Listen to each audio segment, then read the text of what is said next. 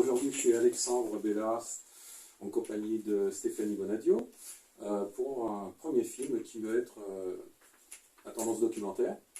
Donc Stéphanie, 34 ans, en rémission d'un cancer du sein que j'ai découvert en mai 2021. On m'a annoncé la rémission en janvier 2022. Donc qui je suis? Donc je suis actuellement responsable de formation et emploi au sein d'une fédération sportive. Je me suis formée en technique de bien-être au naturel et donc j'ai eu un diplôme, ce qui me permet de pouvoir accompagner des personnes en médecine douce. Et je me forme actuellement à la naturopathie. Oui, alors Alexandre Bellas, voilà, moi j'ai un long parcours, disons déjà à la base, dans le soutien scolaire à distance avec les mathématiques et la physique. Le graphique, ça m'a amené assez naturellement vers l'envie de créer un premier film que j'ai créé donc en 2019, qui s'appelle Octobre Bleu Prusse. Okay. Donc tu es jeune cinéaste en quelque sorte. Tu as donc à ton actif déjà 5 films. 5 films, tout à fait. Donc en fait, avec ce premier film, Octobre Bleu Prusse, en 2019. Alors 2084, la ligne jaune. Et là, dans le titre, il y a à la fois un clin d'œil au livre de George Orwell, 1984, et aussi un clin d'œil au Gilet jaune. En 2021, donc le besoin de vérité, de liberté et d'oxygène. Donc là, c'est vraiment un film hommage à la philosophe et résistante Simone Veil. Ensuite, en avril 2022, c'est donc Il était une fois le dernier cinéma de Paris. En septembre 2022, le dernier film, Premier pas vers le Nouveau Monde. C'est un film qui se situe quasiment entièrement dans l'église Saint-Roch. On est ici pour parler finalement du dernier film que tu as tourné avec Stéphanie. Alors Stéphanie, pourquoi ce film?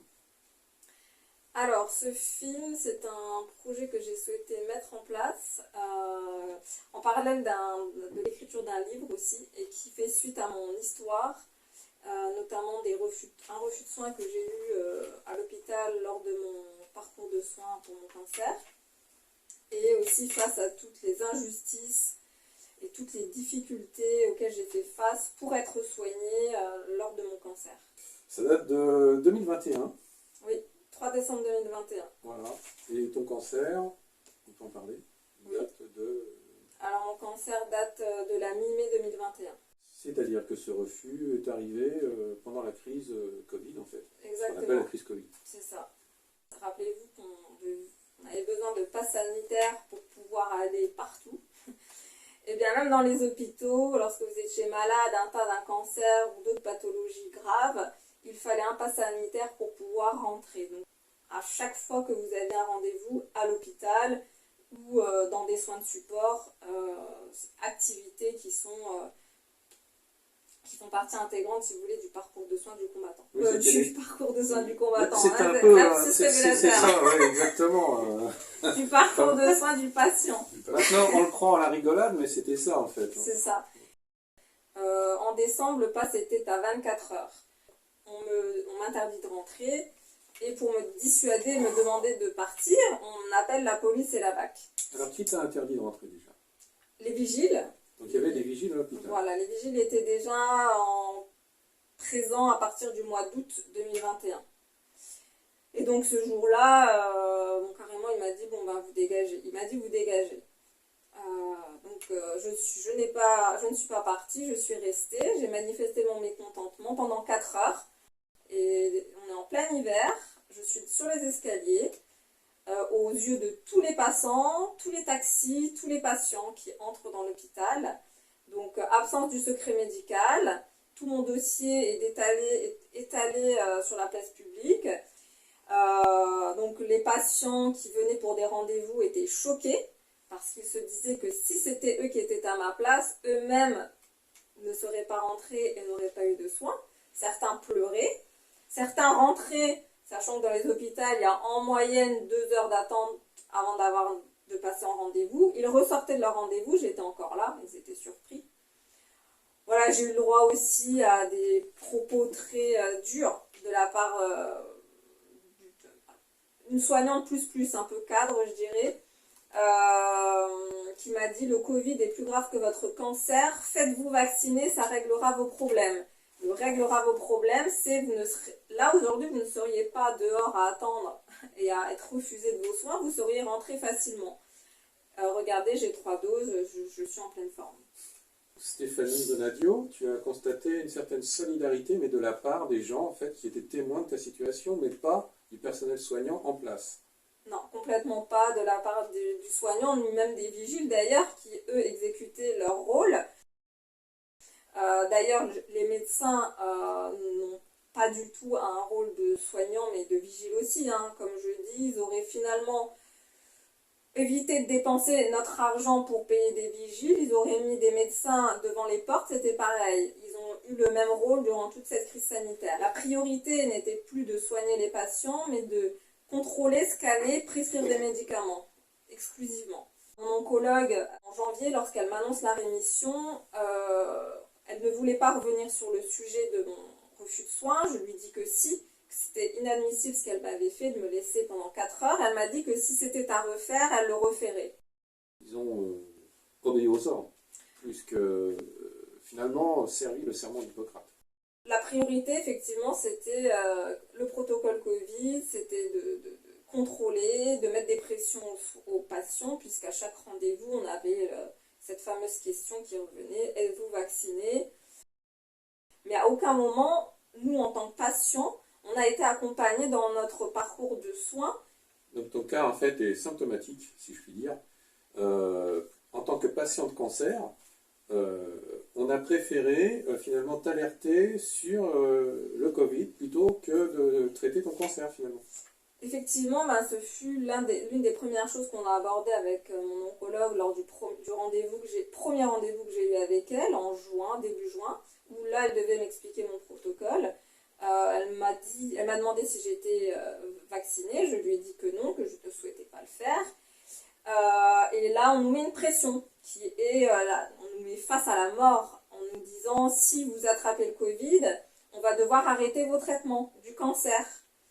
Et elle a écrit dans mon dossier refus vaccination Covid malgré l'indication formelle de la patiente, enfin indication formelle qui d'ailleurs ne veut strictement rien dire.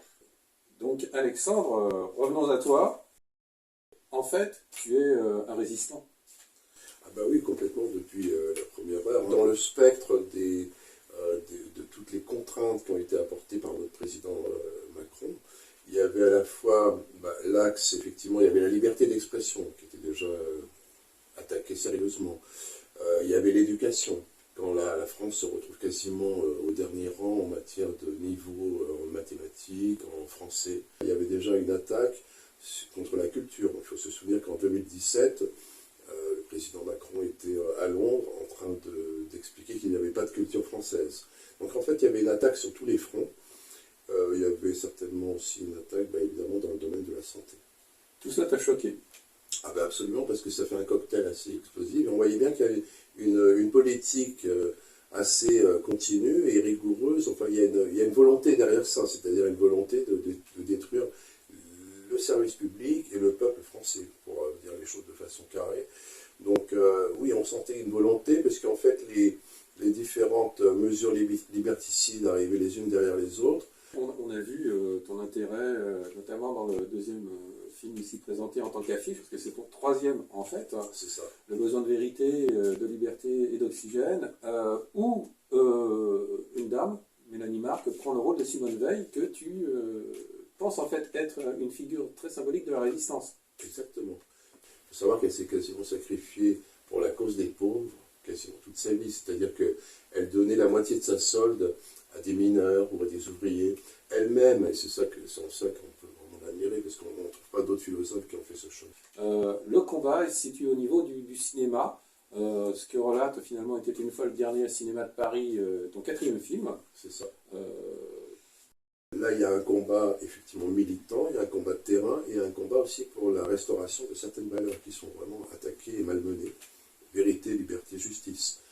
Donc il y a un combat philosophique, et dans ce film, il était une fois le dernier cinéma de Paris.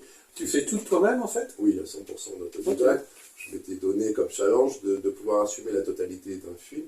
Déjà simplement pour des raisons matérielles et financières, c'est-à-dire que je n'étais pas en capacité de financer tous les métiers. Il faut voir un peu un générique de film. Hein. Il y a 40 ou 50 personnes qui participent à un film. Donc j'ai dit, moi si je me passionne pour ça, j'y vais à fond, je relève le défi. le cinéma en France, c'est surtout des castes très protégés, sursubventionnés, qui veulent à tout prix pas mordre la main qui les nourrit. Donc c'est pas de là qu'on va voir arriver des revendications et de la résistance. Dans ton dernier film, Premier pas vers un nouveau monde, Alexandre, Oui. est-ce que tu décris un monde nouveau? On a en fait l'opportunité, nous tous, de créer les bases d'un nouveau monde. En fait, il faut le dessiner maintenant. On est vraiment dans une page, un tournant historique. Et c'est ce que tu as décidé de faire avec ton dernier film, C'est dans lequel intervient Stéphanie, ici présente. Alors, il raconte son histoire, en fait. Là, on quitte un peu... Il y a à la fois une rupture avec les 5 films que j'ai faits, qui étaient des films de fiction. Oui, là, c'est du réel. Là, c'est du documentaire réel, sur la concrète du vécu. Mais en même temps, il y a une parfaite continuité. Hein. C'est toujours ce paradoxe que j'essaie de développer, d'expliquer. Puisqu'en fait, moi, la plupart de mes films sont sur une dénonciation de l'attaque qui a été faite contre des valeurs fondamentales comme la vérité, la liberté et la justice. Donc c'est vraiment un triptyque, une courroie de transmission commune à tous mes films. Donc là, j'ai une transition parfaite, puisque le cas de Stéphanie, c'est un cas dramatique, puisque là, le système de santé, hein, dans une situation complètement ubuesque, complètement incroyable, en fait, où aujourd'hui, une personne qui a un cancer, une maladie grave, se trouve bloquée à l'entrée d'un hôpital, et on fait appel, le personnel soignant fait appel à une police, et qui n'est même pas n'importe quelle police, puisque c'est une police anticriminelle, hein, la BAC, c'est quand même pas rien. Donc ça, c'est la brigade anticriminelle. La brigade anticriminelle. Donc là, effectivement, toutes ces valeurs, la continuité, elle est là, hein, liberté, vérité, justice, elles sont bafouées. Liberté, pourquoi? Parce qu'en réalité, les patients qui sont dans cette situation, ils n'ont pas eu la liberté de choisir leur mode de fonctionnement, leur mode de rétablissement. Puisqu'en fait, il y a une véritable ségrégation entre les porteurs de passe sanitaire ou non porteurs de passe sanitaire, des vaccinés ou des non vaccinés. Donc il y a un apartheid, un véritable apartheid, un clivage qui s'est créé, qui a créé en fait une division entre deux populations. Donc là encore, on retrouve toujours cet axe politique divisé pour mieux régner, hein, qui est comme le monde. Donc la liberté est déjà très écornée. Alexandre Bellas, bien sûr, tu sentais qu'il était, on va dire, obligatoire de faire ce film. Ah oui, alors là, si tu veux, pour rejoindre en fait, quelles ont été les conditions dans lesquelles on a décidé de le faire. Oui, enfin pour moi, ça s'est vraiment posé comme une évidence, en fait. C'est une évidence.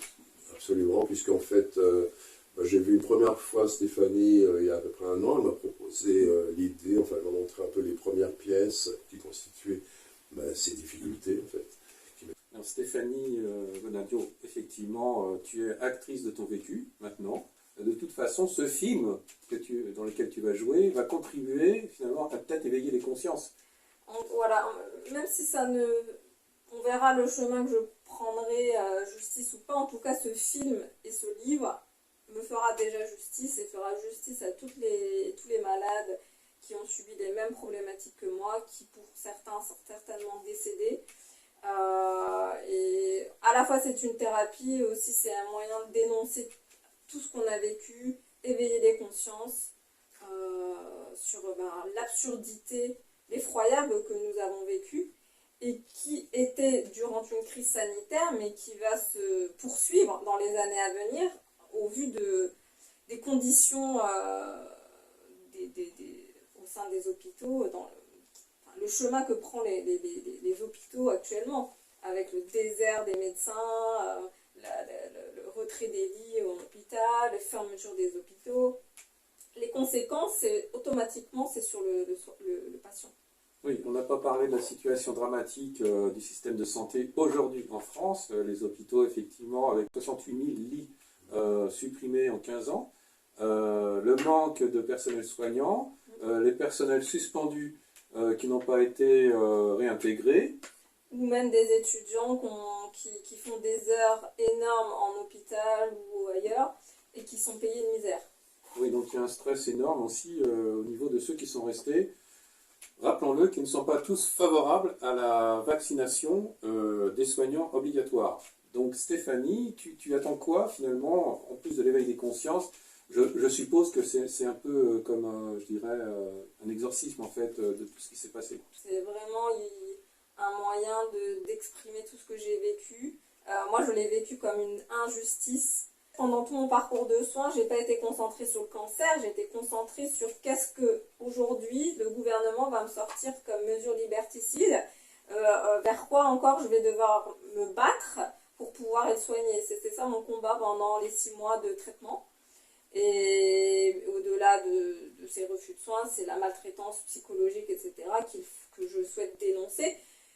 Et moi, je ne peux pas garder ça pour moi, sinon si on garde les choses pour soi, on nourrit le corps encore de négativité, de stress, et c'est pas bon, donc je préfère le libérer de manière artistique et de manière intelligente à travers l'écriture d'un livre, la réalisation d'un film. On a mis un titre provisoire qui est Cancer, une patiente devenue militante, parce que dans le livre, en fait, je vais aller beaucoup plus loin je vais remonter un peu plus loin que l'annonce de la maladie, pour peut-être poser des hypothèses sur les raisons pour lesquelles le cancer serait arrivé. Alors, effectivement, Alexandre, donc, tu as donc fait ce film pour des raisons militantes. Et je suppose aussi que tu as été attendri en quelque sorte par le cas de Stéphanie. Oui, tout à fait, parce qu'en réalité, bon, déjà le contexte est difficile, mais ce qui était insupportable, en fait, c'est que déjà, que la loi de la nature soit cruelle, elle est en tout point et en toute existence. Hein, Mais par contre, que la société ne remplisse pas son rôle par rapport à la protection des citoyens, là, il y a quand même on appelle aujourd'hui un bug, où on s'aperçoit qu'il y a une fissure, en fait, entre les élites ou les oligarchies et ce que j'appelle la base pyramidale de la société, en fait le peuple. Et on voit bien qu'ici, les courroies de transmission ne fonctionnent plus, et qu'en réalité, M. Macron est beaucoup plus à faire attention à la santé des laboratoires pharmaceutiques qu'à la santé de ses citoyens. Oui, enfin là, on est dans le local, on parle de Macron pour la France, mais en Oui. fait, c'est général. Hein, C'est général, bien sûr. Stéphanie est un témoin direct de cette injustice, et c'est ça, en fait, que tu veux faire retracer dans ton film, en fait, aussi. Tout à fait. Moi, je connais des gens qui m'ont dit j'ai très bien vécu le confinement, j'ai très bien vécu tout ça, etc. Mais par contre, ils ne voyaient pas les à côté. Donc, parce que ça, c'est invisible, en fait. On ne voit pas les drames qui sont produits pendant et même après, qui continuent d'ailleurs cette crise sanitaire. Donc, Stéphanie en est un témoin direct. Et puis quand on explique aux gens qu'il y a des soignants suspendus, qu'il y a des patients, là je prends ces exemples-là, qui vivent des traumatismes, des injustices, on ne nous croit pas. Quand je partageais mon histoire, même sur les réseaux sociaux, je me faisais insulter en me disant que c'était du mensonge, que ça n'existait pas, etc. Certains ne sont toujours pas au courant qu'il y a encore des soignants suspendus, qui n'ont pas de salaire, ni RSA, ni chômage. Je ne sais pas sur quelle planète ils vivent. J'ai l'impression qu'on vit sur 2 planètes complètement différentes. On touche à des choses essentielles, c'est-à-dire qu'il y a vraiment un divorce aussi de ce qu'on appelle le narratif officiel. C'est-à-dire qu'il y a un divorce, il y a une séparation non seulement des personnes qui ont été frappées de façon injuste comme Stéphanie, et des gens effectivement, comme tu dis, précises, qui ne voient pas la situation. En fait. Parce qu'en fait, on dirait que chacun est dans un bocal, c'est-à-dire qu'il y a ceux qui sont informés par le narratif officiel. Donc c'est vrai que si tu prends ligne par ligne la globalité du narratif officiel, et si tu y crois, en fait, il y a une certaine cohérence dans l'incohérence. Et quelque part, ils ne se posent pas de questions. Ils ne comprennent même pas que nous, on soit là à revendiquer, à se plaindre de la situation du domaine sanitaire. Donc il y a vraiment, il faut voir que les 2 mondes sanitaires sont aussi corrélés à 2 mondes médiatiques. C'est-à-dire il y a les médias alternatifs qui essayent de relayer du vrai, et puis il y a le média qui essaye de relayer le narratif officiel. Et bien sûr que ce n'est pas les mêmes narratifs. Le point de départ, c'est qu'effectivement, et on peut le comprendre, disons, si on relativise un petit peu, mais pas plus, qu'il y a une foi, en fait, dans l'autorité de la blouse blanche, dans l'autorité politique, donc la dystopie citoyenne, elle est là. La parole de vérité de la part de Stéphanie qui témoigne à visage découvert, précisons-le, de ce qui s'est produit. Et toi, en tant que philosophe, cinéaste, qui a d'ailleurs, avec admiration, écrit un article sur Simone Veil, absolument, et ici aussi... Oui, un article philosophique sur Nouvelle École. J'avais une question pour Stéphanie. Est-ce que tu as d'autres témoignages de personnes qui ont eu des refus de soins Si c'est le cas, est-ce que ils ont osé parler ou pas? Enfin voilà. Des refus de soins. En fait, j'ai eu pas, suite aux interviews que j'ai eu quelques commentaires sous les vidéos de gens qui se retrouvaient dans les mêmes problématiques que moi, avec obligation de venir avec des passes, sinon ils ne rentraient pas. Donc en fait, ils vivaient la même situation que moi. Alors rappelons que l'Institut Curie est un hôpital privé et que dans les hôpitaux publics, peut-être que c'était un peu moins... peut-être plus léger, je plus sais léger, pas. voilà. Eu en contact des personnes qui ont décidé d'arrêter leur traitement parce que eux, ça les fatiguait royalement d'aller faire des tests tous les 2 minutes, et puis il y en a, ils n'ont pas le temps. J'ai aussi des personnes qui devaient subir des transfusions sanguines par leur maladie, du fait de leur maladie. Elle pense qu'elle a été transfusée de sang de personnes injectées. Mais personne n'a osé parler en fait. Donc tu es une des rares qui ose se montrer. Ouais. Mais moi, si je le garde pour moi, je vais péter un câble. Hein. Je peux pas. C'est impossible. Et est-ce qu'aujourd'hui, est-ce que ça a remis en question ta manière de voir le soin, et est-ce que tu continues à faire des soins à l'hôpital, ou est-ce que tu as complètement arrêté et du coup tu Jamais de ma vie. Donc tu te soignes autrement finalement. Voilà, je me soigne autrement que par la médecine douce. Un mal pour un bien finalement, dans le sens où ça te permet de voir le soin autrement, et du coup, en fait c'est vraiment la manière de voir le soin. J'ai l'impression que c'est en train de se transformer complètement, même auprès des soignants qui du coup ont refusé cette vaccination obligatoire. On va vers un nouveau monde finalement, mais un nouveau monde aussi dans le domaine de la santé qui est soigné autrement. Et j'étais très attachée aux médecines douces depuis toujours, et même à travers l'activité physique, etc. Donc moi-même, quand j'ai commencé mon traitement allopathique, j'ai couplé directement les médecines douces. La médecine douce à travers les jeûnes, l'acupuncture, le magnétisme, la nutrithérapie, enfin aussi toute une révision de l'alimentation. Et une fois qu'on m'a annoncé la rémission, c'est là que j'ai décidé de continuer ma rémission que par la médecine douce. Donc Alexandre Bellas et Stéphanie Bonadio, on vous souhaite une bonne continuation dans ce film. Ce film participait, comme tu disais, à un éveil des consciences, et sans doute, espérons-le, à une levée de bouclier. Ah mais ce serait, bien sûr, ce serait une conséquence tout à fait extraordinaire, celle qu'on attend. Et rappelons-le, cette cagnotte Tipeee vise aussi à aider ce jeune cinéaste en devenir, qui va donc produire de nouveaux blockbusters, peut-être, au niveau de la vérité, de la liberté et c'est motivant, de la justice. de la justice. Merci à vous, à tous deux. Merci. Merci.